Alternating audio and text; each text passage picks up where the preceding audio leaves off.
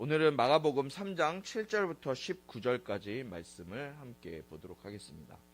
우리가 마가복음 계속 보고 있죠. 마가복음은 세 가지만 기억하시면 돼요. 예수가 누구인지, 그리고 복음이 무엇인지, 그리고 예수님이 예수님을 통해서 하나님의 나라가 이 땅 가운데 오게 되면, 하나님의 통치하심 가운데 이 땅이 오게 되면, 또 우리 삶 가운데 하나님의 통치하심이 임하게 되면 어떤 일이 우리의 삶 속에 일어나는지가 기록되어져 있는 말씀이 바로 이 마가복음이라고 했어요. 마가복음은 마가를 통해서 실제적으로 예수님께서 사역하셨던 그 현장과 예수님의 말씀을 우리가 볼 수 있는 말씀이 바로 이 마가복음 말씀이라고 했습니다. 자, 졸리신 분들이 계신 것 같아요. 자, 우리 기지개를 좀 펴봅시다. 기지개를. 자, 밥 먹고 나서 졸린 것 같아요. 밥 먹고 나서 피곤하죠. 어깨도 한번 돌려주시고, 우리 온라인으로 예배하는 분들도 졸리시면 잠을 좀 깨우시고, 자리에 일어나셔서 예배 드리셔도 되니까 좀 잠을 깨우시고 예배 드렸으면 좋겠습니다. 1시간 안 되는 시간인데, 이 시간은 우리의 시간이 아니라 하나님 앞에 온전히 드리는 시간이에요. 마음을 좀 집중해서 예배 드렸으면 좋겠어요. 자, 지난주에 우리가 안식일에 밀밭을 지나시다가 예수님의 제자들이 밀 이삭을 이렇게 안식일에 자르는 그 말씀을 우리가 보았죠. 사람들이 막 예수님과 예수님의 제자들에게 물어요. 왜 당신들은 안식일을 지키지 않습니까? 안식일이 소중한데, 안식일을 지키는 거 당연한데 왜 안식일을 안 지킵니까? 라고 얘기했을 때 예수님께서 그들과 논쟁을 벌이신 이유가 뭐였어요? 그들이 형식화되었고 종교화되어 있는 그 안식일, 머릿속에서만 있는 그 안식일, 그것을 깨버리시기 위한 예수님의 전략이 있었다라는 것을 우리가 말씀으로 들었어요. 왜 자신들이 안식일을 지키는지, 왜 예배드리는지, 왜 정말 하나님 앞에 나오는지도 알지 못하고 그냥 습관적으로 나와 있는 그 사람들을 향해서, 하나님의 자녀들을 향해서 하나님께서 좋은 거 주시기를 원하시는 그 아버지의 마음, 또 우리를 위해 독생자를 아낌없이 내어주셔서 그 사랑에 우리가 감격하고 감사해서 그 사랑을 경험한 우리가 그 감사, 예수님이 나를 위해서 대신 십자가에 죽으셨음에 감사하는 마음을 가지고 주님 앞에 나오는 것, 그것이 우리 예배의 본질이다. 예배의 주인은, 안식일의 주인은 주님이시다라는 것을 우리가 말씀을 통해 배웠어요. 우리가 예배하는 이 시간, 이 자리에 나온 이유가 뭐예요, 여러분들? 예배하기 위해서 나왔잖아요. 예배는 누구에게 드리는 거예요? 하나님께 드리는 거예요. 어떤 하나님? 나를 구원해 주신 그 하나님 앞에 감사와 기쁨으로 나와서 드리는 게 예배라는 거예요. 우리의 예배가 이런 예배가 됐으면 좋겠어요. 감사와 기쁨으로, 마지못해서 나와서 이 자리에 자리 채우고 있는 것이 아니라 감사와 기쁨으로 나와서 하나님 앞에 그 기쁨의 마음을 드려드리는 그 시간이 바로 이 시간이 되길 바랍니다. 자, 오늘 본문에는 두 가지 사건이 등장을 해요. 첫 번째는 어떤 사건이냐? 많은 사람들이 예수님을 찾아와요. 예수님께서 병을 고치신다, 예수님께서 귀신 내어 쫓는다 라는 말씀을 들으니까 많은 사람들이 예수님을 쫓아와서 예수님이 고쳐주시고 예수님께서 회복시켜 주셨지만, 예수님이 계속 그들과 같이 있었던 게 아니라 예수님이 자신을 찾아온 그 사람들과 거리를 두시고 자신을 드러내시지 않는 장면이 나와요. 자신을 드러내지 않아요. 많은 사람들은 자기 자신이 드러나길 바라요. 교회 다니고 성령 받고 은사를 행하는 사람들, 정말 귀한 사람들이잖아요. 그런데 그런 사람들의 단점이 뭐예요? 은혜 받고 은사 받고 능력 받아서 자신이 드러나는 것을 은근히 바라는 거예요. 그러나 예수님께서는 자신이 드러나는 걸 원치 않으셨던 거예요. 만약 우리 안에도 이런 부분이 있다면 주님처럼 겸손해지시고 또 드러내지 않는 우리가 되길 바랍니다. 두 번째 모습은 예수님께서 12명의 제자를 이제 따로 뽑아서 세우신 이 말씀이 있어요. 자, 우리가 먼저 3장 7절부터 12절까지의 말씀을 먼저 한번 저와 함께 교독하도록 하겠습니다. 제가 먼저 읽고 여러분들이 한 절 읽고 교대로 읽도록 하겠습니다.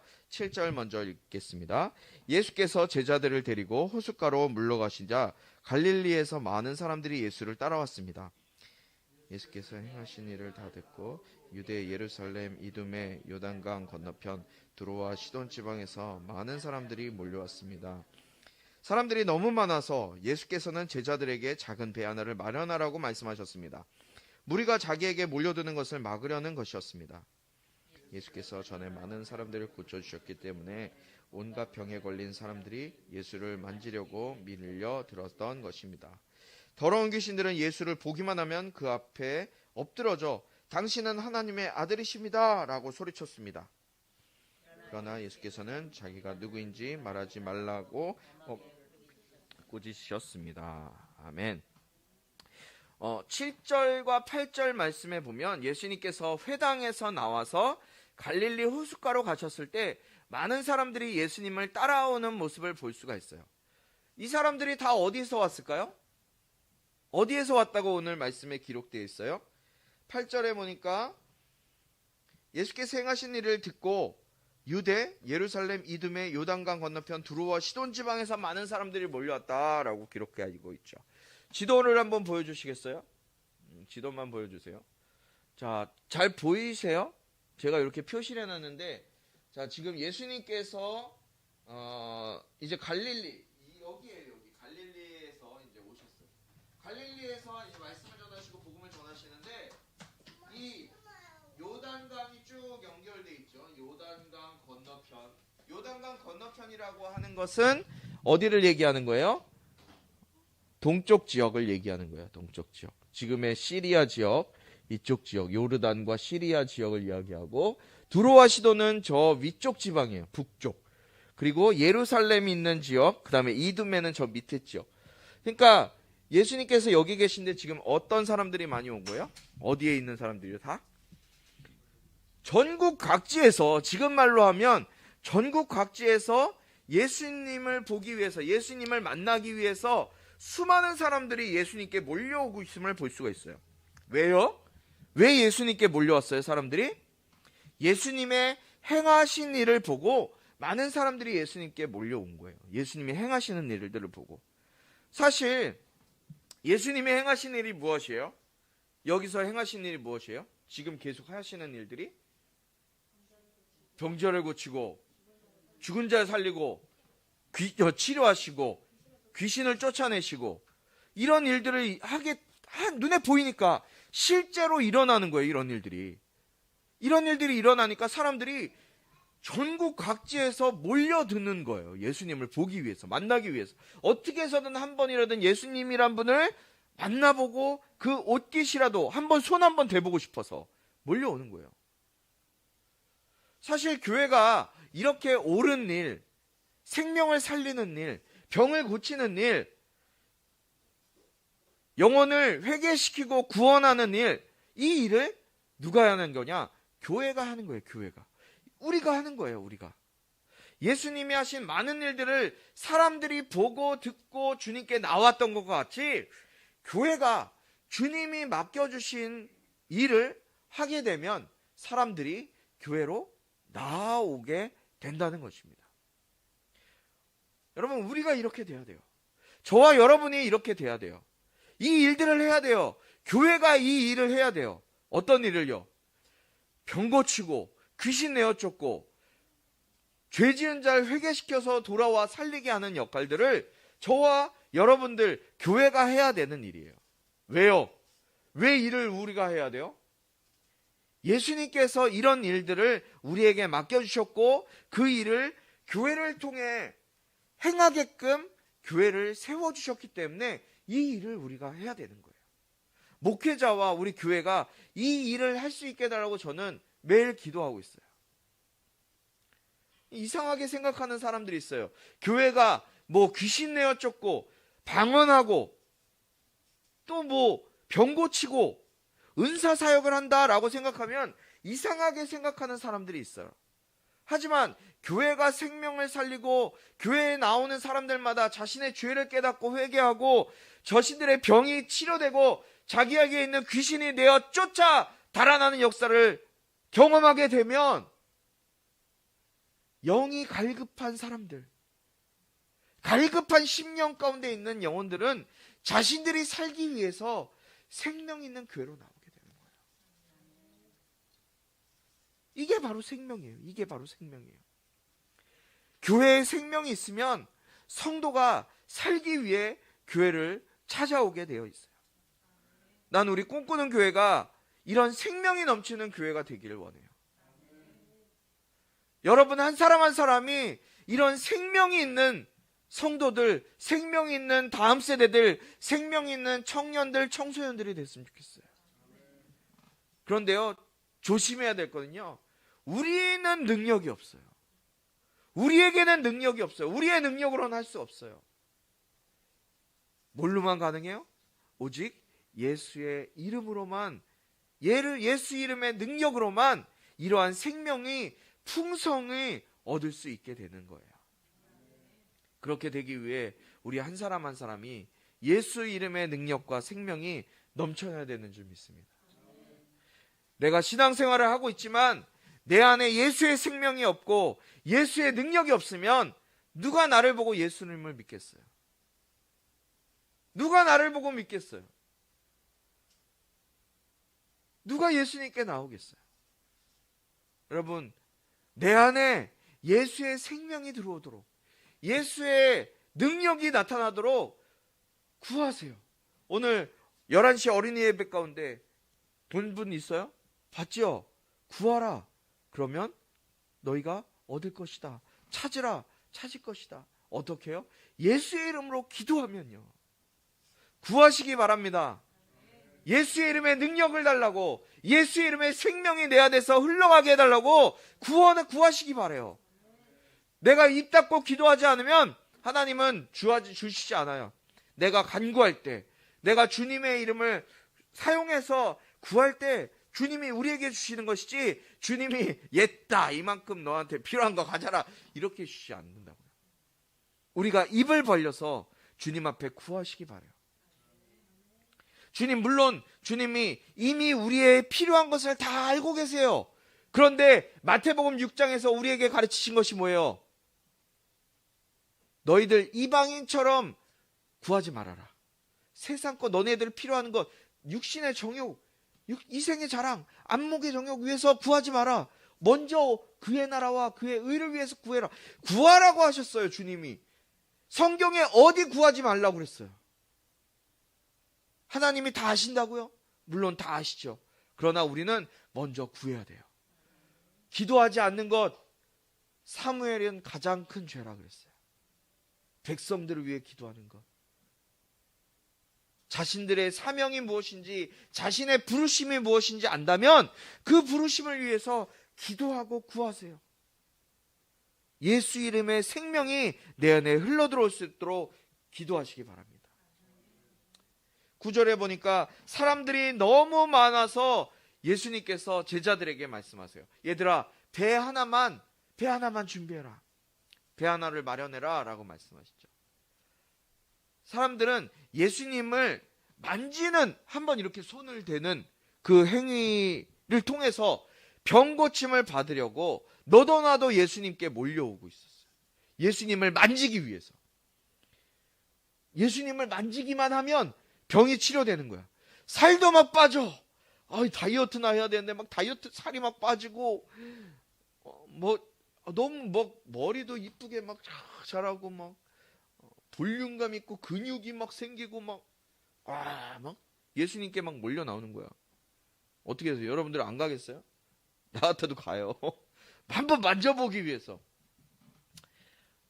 이렇게 한 병고침을 위해서 만지면은 병고침을 받는다라는 소문이 돌기 시작한 거예요. 사람들은 자신들의 육신적 욕구를 만족시키기 위해서 아우성치고 있었지만 예수님은 그들을 그냥 육체의 연약함을 치료하고 병 고치는 그것뿐만 아니라 하나님의 말씀을 전파하시기 원하셨던 거예요. 마가복음에서는 이 내용이 기록되어 있지 않아요. 그런데 예수님께서는 자주 이 방법을 사용하셨어요. 사람들이 예수님께 모여들 때마다 예수님은 갈릴리 바다나 강가에 가셔서 배를 제자들에게 띄워놓고 사람들과 멀어지길 원하셨어요. 마태복음 14장 또 요한복음 6장 말씀에 보면 예수님께서 제자들에게 배를 준비시키고 예수님이 사람들과 먼 거리에서 뭐 하셨느냐? 말씀을 가르치시는 장면이 나와요. 즉 예수님은 사람들의 육신의 피로를 채워주는 사역도 하셨지만 하나님의 뜻과 하나님의 계획, 그분의 하나님의 섭리를 하나님을 온전히 알고 있지 못하는 사람들에게 가르치는 사역도 중요하게 여기신 거예요. 감당하신 거예요. 그렇기 때문에 우리의 육신의 피로를 교회가 채워주지만 교회가 가장 먼저 해야 될 것은 바로 하나님의 뜻, 하나님의 계획을 성도들에게 증거하고 그들에게 알려주는 사역이 가장 중요한 사역인 거예요. 11절 12절 말씀에 어떤 일이 있습니까? 더러운 귀신들이 예수님을 보기만 하면 그 앞에 엎드러져요. 당신은 하나님의 아들이십니다 라고 소리쳐요. 그러니까 예수님께서 뭐라 그러셨어요? 엄하게 꾸짖으셨어요. 귀신 들린 사람을 보고 당신은 하나님의 아들이십니다 라고 얘기하니까 엄하게 꾸짖으세요. 왜 그랬을까요? 아니 더 좋은 일 아니에요? 예수님이 하나님의 아들이심이 밝혀지면 예수님을 사람들이 미워할까요? 안 미워할까요? 안 미워할 거예요. 오히려 더 좋을 수 있어요. 인간적인 생각엔 더 좋을 수 있지만 예수님께서는 그들을 엄히 꾸짖으셨어요. 왜 그러셨냐? 아직 하나님의 때가 이르지 않았기 때문에. 아직 하나님의 때가 아니었어요. 사람들은 예수님께서 하나님의 아들로 오셨다는 것을 들으면 예수님을 정치적인 메시아, 정치적인 구원자로 여기고 예수님을 로마의 어떤 그런 정권을 무찔러 버릴 사람으로 예수님을 정치적인 왕으로 세웠을 거예요. 그러면 하나님의 계획과 하나님의 뜻이 이루어지지 못하게 되겠죠. 예수님은 철저하게 하나님의 뜻을 이루는 것에 자기의 모든 삶의 목적을 맞추신 분이 바로 예수님이세요. 우리 청소년부 예배 가운데서도 우리가 계속 요새 말씀 듣는 게 뭐예요? 자기의 목적을 위해 사는 사람은 어떠한 하나님의 생명이 그 안에 없다 그랬어요. 그러나 하나님의 목적을 위해 사는 사람은 그 안에 생명이 있고 예수의 능력이 그 안에 임하게 된다고 말씀드렸어요. 예수님은 철저하게 하나님의 뜻을 이루는 것에 삶의 목적을 가지신 분이에요. 우리는 내 뜻을 이루기 위해서 좋은 학벌, 좋은 스펙을 얻으려고 공부하고 노력하지만 결국 그렇게 하면 어떻게 된다 그랬어요? 우리는 내 수준밖에 못 사는 거예요. 그러나 내 목적이 아니라 하나님의 목적을 위해서 나를 사용해 주십시오라고 하나님 앞에 기도하면 내 능력보다 말할 수 없는 능력의 내가 하나님께서 나를 그렇게 들어서 사용해 주세요. 내 뜻을 이루기 위해, 내 필요를 채우기 위해 주님을 이용하는 삶이 아니라 철저하게 그분의 뜻을 이루는 삶을 사신 분이 바로 예수님이셨어요. 여러분, 예수님을 따라 살고자 하는 우리 역시도 우리의 삶의 목적과 목표가 아버지의 뜻과 아버지의 목적이 되길 바라요. 내 뜻, 내 욕심, 내 계획을 세워놓고 그것을 이루기 위해서 사는 삶이 아니라 하나님께서 나를 향하신 하나님의 뜻을 발견하고 그 뜻을 이루어 주시기를 주님 앞에 간구하고 엎드리고 주님 앞에 구하는 삶을 살 때 하나님께서 내가 계획하고 내가 생각했던 것보다 더 놀랍게 역사하시고 일하실 것들을 믿고 나아가는 우리 한 사람 한 사람 성도들이 되길 주님의 이름으로 축복합니다. 우리 13절부터 19절까지의 말씀을 함께 같이 교독하도록 하겠습니다. 제가 먼저 읽겠습니다. 예수께서 산으로 올라가셔서 원하는 사람들을 불러 모으셨습니다. 그러자 그들이 예수께로 나아왔습니다. 예수께서는 12명을 따로 뽑아 그들을 사도라 부르시고 자기와 함께 있게 하셨습니다. 그리고 그들에게 불을 보내셔서 전도도 하게 하시며 그들에게 귀신을 쫓는 권세도 주셨습니다. 그 예수께서 세우신 12사람은 베드로라 이름 지어준 시몬, 우레의 아들들이라는 뜻으로 보아너게라는 이름 지어준 세베대의 아들 야고보와 그 동생 요한, 안드레, 빌립, 바돌로메, 마테, 도마, 알페오의 아들 야고보, 다데오, 열심당원 시몬과 예수를 배반한 가룟 유다였습니다. 아멘. 예수님께서 이제 12명의 제자들을 따로 뽑으세요. 왜 12명의 제자를 세우셨을까요, 예수님이? 우리 너무나 잘 알잖아요. 예수님의 12제자. 이름은 잘 모르지만, 다 기억하지는 못하지만 12명의 제자, 예수님께서 왜 따로 세우셨을까요? 예수님께서 어떤 사역을 하셨어요?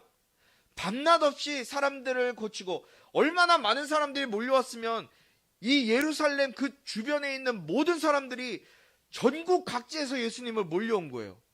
만나기 위해서, 한번 만지기 위해서, 병을 고치고 귀신을 쫓기 위해서 예수님을 찾아왔어요. 밤낮 없이 예수님께서 그 귀신을 내어 쫓으시고 병을 고치시고 회개시키는 그 사역을 밤낮 없이 하셨어요. 예수님 너무 많은 거예요. 너무 혼자 하기가 너무 벅차요. 이 모든 일을 예수님 혼자 하실 수 없었던 거예요. 또 예수님도 언젠간 제자들의 곁을 떠나서 곧 하나님 나라, 하늘 아버지의 곁에 가셔야 할 것을 아셨기 때문에 제자들을 따로 세우실 거예요. 왜? 예수님 혼자 감당하시지 않고 사역을 위임시켜 주시고, 혼자가 이제 예수님이 얼마 후에는 하나님 나라에 가셔야 되기 때문에, 이 땅에 예수님이 계시지 않기 때문에 예수님의 사역을 제자들이 하게끔 제자들에게 위임하시기 위해 예수님이 12사도를, 제자를 따로 세우신 거예요. 또 예수님께서 이 땅에서 하셨던 그 많은 사역들, 그 사역들을 제자들을 통해서 계속적으로 이 땅에 이루게 하시기 위해서 제자들을 세우셨어요. 예수님은 3년간의 이 짧은 사역의 시간을 마치시고 하나님 나라에 올라가셔야 했어요. 하나님께서 예수님을 이 땅에 보내셔서 영혼들을 회개시키시고 하나님의 나라의 복음을 선포하게 하셨던 그 사역을 이제 누가 하는 거예요? 제자들이 하는 거예요. 제자들이 해야 되는 거예요. 사도라고 불리는 이 예수님의 제자들이 그 사역을, 그 사명을 감당해야 됐다는 거예요. 그리고 이 땅에 주님께서 남겨주신 교회가 주님의 사명을 감당하기 위해서 이 땅에 교회를 세워주신 거예요.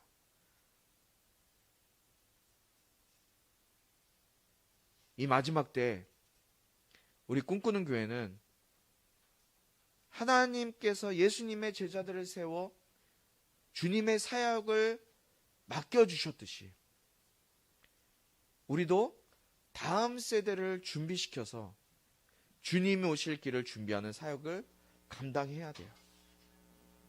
여러분, 세상에 즐겁고 즐길 것들이 얼마나 많이 있어요. 엄청 많이 있잖아요. 교회에 오지 않아도 세상에서 누리고 세상에서 즐겨야 할 것들이 너무 많이 있기 때문에 많은 사람들이 교회에 오지 않아요. 특히나 코로나 시대가 되니까 온라인으로 예배를 드릴 수 있어요. 코로나가 걸리지 않아도 온라인 예배를 드릴 수 있으니까 교회에 가지도 않아도 된다고 생각하는 사람들이 있다고요. 인터넷, TV 틀어보세요. 얼마나 좋은 말들, 좋은 세상의 교육적이고 필요한 말들이 얼마나 많이 있습니까? 수도 없이 쏟아져 나와요. 좋은, 우리 살아가기에 필요한 지식적으로 좋은 말을 인터넷, 유튜브로 틀어놓고 있으면 하루 종일 들어도 부족해요. 어떻게 다 듣고 사나 모르겠어요. 그런데 너무 안타까운 사실은 뭔지 아세요? 우리의 영혼을 살리고 영혼을 새롭게 하는, 우리의 죄를 회개시키고 예수 그리스도의 복음을 찾아보기 힘든 시대가 바로 우리가 살아가는 시대예요. 교회에 가도 당신 죄인입니다. 예수 없으면 지옥 갑니다. 라고 이야기하지 못하는 설교들이 넘쳐나고 있어요. 예수 아니면 생명이 없어요. 라고 이야기하는 설교들은 찾아보기가 힘들어요. 교회는 세상에서 성공할 수 있는 어떤 원리를 가르치고 예수의 이름을 빌어서 세상적인 성공을 얻도록 하는 것이 아니에요. 교회는 예수 생명, 예수 보혈의 능력, 예수 이름이 우리의 삶을 지배할 때 내 삶에 어떤 놀라운 변화와 놀라운 일들이 일어나는지를 경험하게 하는 것이 바로 주님이 핏값으로 세우신 교회예요. 특별히 마지막 때인 이때에 인자가 올 때 이 세상에서 믿음을 찾아볼 수 있겠느냐? 주님이 물으셨잖아요. 예수님이 다시 이 땅에 오실 때 재림하셔서 다시 이 땅에 오실 때 이 세상에서 믿음을 찾아볼 수 있겠느냐? 믿음의 다음 세대를 찾아서 그들에게 예수 복음, 예수 생명, 예수의 이름의 능력을 심어주는 것이 교회의 역할이에요. 교회는 예수님이 이 땅에 계시지 않는 이때 예수님께서 이 땅에서 하셨던 가르치시고 전파하시고 약한 것을 고치신 그 일들을 할 수 있는 다음 세대를 세워내야 돼요. 우리 꿈꾸는 교회가 이 사명을 감당하는 교회가 되길 바라요. 14절에서 예수님이 제자들을 부르신 내용이 나와요. 함께 읽어볼까요? 14절 말씀 혹시 있습니까? 예수님께서 12명을 따로 뽑아 이들을 사도라 부르시고 자기와 함께 있게 하셨습니다. 그리고 그들을 내보내셔서 전도도 하게 하시며 15절 그들에게 귀신을 쫓는 권세도 주셨습니다. 할렐루야. 예수님께서 자기와 함께 있게 하시고, 함께 있는다는 건 뭐예요?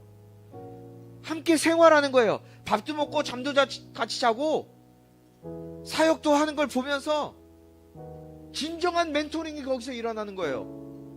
함께 생활하면서 보고 배우도록. 리더가 얼마나 중요해요. 그러니까 여러분들이 저를 위해 기도해 주셔야 돼요. 교회 리더로 세우셨으니까 저를. 나를 보고 기도는 저렇게 하는 거구나, 예배는 저렇게 하는 거구나, 우리 다음 세대들을 보고 배울 수 있도록 또 보내셨어요. 뭘 하기 위해서 보내신 거예요? 전도, 복음 전하기 위해 전도도 하게 하시고 귀신 내어 쫓는 권세도 주셨어요. 세상에 많은 교회들이 있어요. 수많은 교회들이 있어요. 잘 지어지고 사람도 많고 무엇 하나 부족함 없는 교회들이 있어요. 그러나 저는 꿈꾸는 교회는 그 세상의 수많은 교회 중에 그 중에 하나인 교회가 되기를 원치 않아요. 꿈과 소망 없이 살아가고 희망 없이 살아가는 이 영혼들이 꿈꾸는 교회를 통해 하나님의 꿈을 꾸고 그 꿈을 이루기 위해서 예수님의 제자로 세워지는 교회가 우리 꿈꾸는 교회가 됐으면 좋겠어요. 사람들이 주목하는 교회가 아니라 주님이 주목하셔서 보시는 교회. 주님은 그 교회를 세우라고 저희에게 이 꿈꾸는 교회를 허락하여 주셨어요. 그렇게 되기 위해서 우리에게 필요한 게 뭘까요? 하나밖에 없어요. 성령의 능력으로, 예수 이름의 능력, 예수 이름의 생명을 우리가 깨닫고 삶으로 그 예수 이름의 생명을 살아내서 주님이 우리에게 주신 사명을 완수하여서 예수님의 제자로 세워지는 우리 꿈꾸는 교회 모든 성도들이 되어지길 주님의 이름으로 축원합니다. 우리 오늘 이 찬양을 같이 좀 불렀으면 좋겠어요. 교회라는 찬양이에요. 소리 올려주시고. 가사가 참 좋아요. PPT만 띄워주시기 바랍니다. 앞에도 한 주 계속해 주세요. 예수 그리스도의 은혜와 하나님 아버지의 극진하신 사랑과 성령의 감화 감동 치유 회복 세워주심의 은혜가 예수의 능력, 예수 이름의 권세, 예수의 생명이 우리 안에 흘러가기로 작정하고 그 예수의 이름을 붙들기로 작정하는 우리 모든 성도들 가운데, 온라인으로 예배하는 성도들 가운데 지금부터 영원토록 함께하기를 축원하옵나이다. 아멘.